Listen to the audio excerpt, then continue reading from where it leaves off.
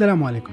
في خمسينيات القرن الماضي لاحظ المؤرخ البريطاني سيريل باركنسون باللي عدد موظفي الحكومة البريطانية تزاد مقارنة مع عدد مستعمرات الدولة. يعني في الوقت اللي كانوا المستعمرات ديال بريطانيا بداو كيقلوا، عدد الموظفين ديالها بداو كيتزادوا، وهنا كان واحد النوع ديال التناقض. يعني عوض ما ينقصوا عدد الموظفين بحكم انه الخدمه نقصات، بداو كيتزادوا. من بعد ما بحث المؤرخ البريطاني سيريل باركنسون في هذا المجال وحاول يشوف زعما علاش بداو كيتزادوا عدد موظفي الدوله، لقى باللي المردوديه ولا الانتاجيه ديال الموظفين ديال الدوله كانت ثقيله وكتختلف من شخص لاخر، بحيث انه ممكن تاخذ جوج ديال الموظفين وتعطي لكل واحد فيهم نفس المهمه، يقدر واحد فيهم يديرها في ساعه المكانه والاخر ما يقدر يكملها حتى تدوز نص نهار. اذا هنا فين غادي يكتشف المؤرخ البريطاني باركنسون قانون الشهير اللي سماه بالاسم ديالو، وهو انه اي عمل سواء كان صغير او لا كبير فانه كيتمدد وكياخذ الوقت اللي حطيتي ليه. يعني مثلا الا قلتي واحد لاطاش معينه غادي ديرها في واحد ساعه المكانه، فغادي تاخذ منك نفس الوقت اللي حددتي له. والا قلتي باللي نفس لاطاش غادي ديرها من بعد 4 سوايع، فاكيد ما غادي تكملها حتى تدوز ديك 4 سوايع. هذا القانون هذا كيحطنا في جوج ديال الحالات اولا جوج ديال الاحتمالات. الاحتمال الاول هو انه اي خدمه سواء كانت مثلا مهمه صغيره اولا اوبجيكتيف كبيره، الا ما حطيتيش ليها واحد ديدلاين اولا واحد الموعد نهائي باش تكملها، فاكيد غادا تاخذ وقت كبر من داكشي اللي ممكن انها تكمل فيها او داكشي اللي كنتي كتوقعها. اولا غادي تطيح في مساله ثانيه ديال انه ما غاديش تكملها وغادي تبدا تخلق كاع دوك الاعذار باللي ما كانش عندك الوقت وما ساليتيش، وباللي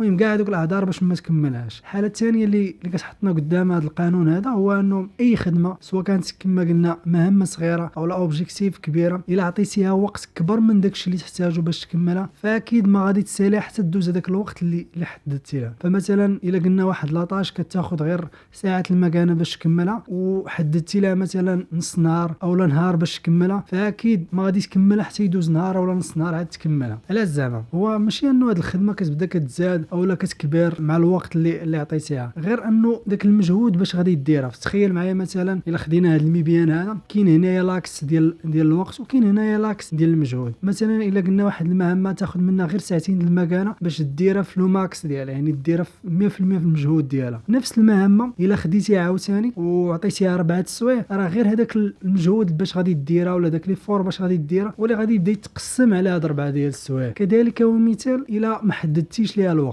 يعني غادي نفس المجهود اللي كنتي غادي تكملها في ساعتين المكانه غادي غير يبقى يتقسم على داك الوقت اللي حددتي ليها اولا اللي خليتي ليها. هذا القانون هذا كيحاول يبين الاهميه ديال انه تحدد واحد ديدلاين على واحد الموعد نهائي لاي حاجه خدام عليها. الا لاحظتي بعض الخدامين مثلا ملي كتعطوك وعندهم واحد التوقيت معين، سي فري انه كتبقى حتى الاخر عاد كتكملهم، ولكن ليسونسيال انك كتكملهم في الموعد ديالهم. يعني علاش زعما ملي كيكون هذاك الموعد النهائي ديال هذيك الحاجه كتمشي ديرها، كاين فيها واحد الدافع بسيشيك بالنسبه لك غير بينك وبين عقلك بحال ما هكا، كتولي كتجري باش تمشي تكملها. مثلا شي امتحان بحال ما هكا، سي فري انه كتبقى حتى الاخر عاد كتبدا تراجع ليه، ولكن كتمشي مازال تراجع ليه. اولا شي رابور مطلوب منك انك يعني تحطو من هنا لشهر، راه ممكن انك تبدا تماطل عليه الشهر كامل وجيت للسيمانه الاخرى دبر راسك وتقاتل حتى تجيبه. ليسونسيال انه هاد المواعيد النهائيه كتعاون الانسان انه يكمل الحاجه. خلينا نجي نشوفوا مثلا غير في الفرائض الدينيه اللي نزل علينا الله. يعني مثلا كل نهار مطلوب انه نصليو غير 5 الصلوات، يعني ما محددش لهم واحد التوقيت معين، فاكيد كنت متاكد انه غادي نخليهم حتى الاخر ديال الليل، يعني تنقربوا الناس عاد نجمعوهم كاملين ونصليهم. اولا تخيل معايا مثلا الصيام ديال رمضان مطلوب منك انك يعني تصوم شهر ديال الايام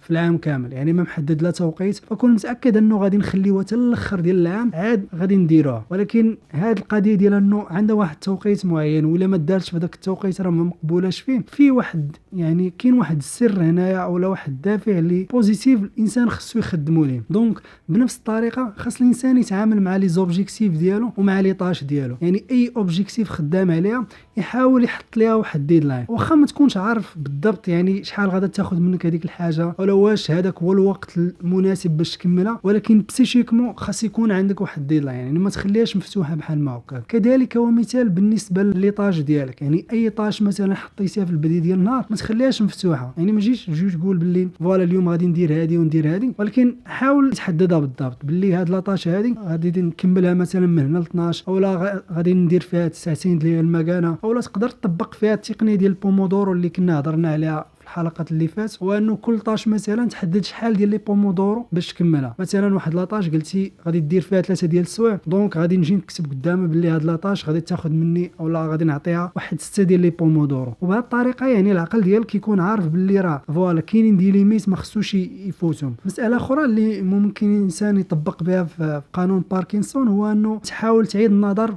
في لي زوبجيكتيف اولا الطريقه باش كتخدم. فمثلا يعني جيتي بحال الموقف البدايه ديال العام وقلتي باللي هذا العام هذا غادي نخدم على واحد 3 ديال لي زوبجيكتيف، يعني ديغون العام كامل عندي واحد 3 ديال لي زوبجيكتيف كبار خدام عليهم. هنايا حاول طرح السؤال اولا حاول تبدا تحدى راسك، يعني سول راسك في هاد لي زوبجيكتيف 3 علاش مثلا ما نجيبهمش في 6 شهور اولا علاش مثلا ما نجيبهمش في مده ديال 3 شهور. وملي كتبدا تطرح هاد الاسئله بحال الموقع هنا غادي تبدا تفكر بطريقه مغايره على داكشي اللي فكرتي فيه بالاول. تقدر تكون انه الخدمه غادي خصك يعني تدخل معك ناس اخرين باش تكملها، اولا تقدر غادي تحتاج فيها انك تانفيستي فيها مثلا فلوس باش تكملها، اولا انك ديري الخدمه لناس اخرين.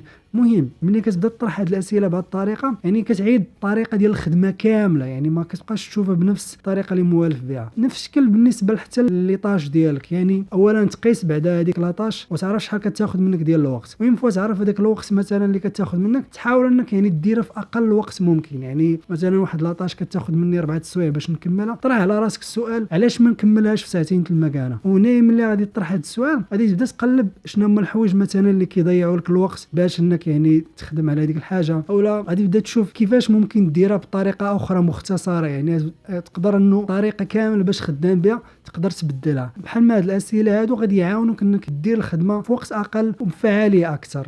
حتى لهنا اذا حلقه اليوم سالات. في التعليق على هذه الحلقه نبغي نعرف واش كديفيني دي ديدلاين يعني لي زوبجيكتيف ديالك وحتى لي طاج ديالك، يعني ملي كتجي كتحددهم بحال الموقع واش كتحدد ليهم واحد الوقت معين باش تكملهم. من هنا لتما بقى لي غنقول لك السلام عليكم وميعادنا الحلقه الجايه ان شاء الله. السلام عليكم.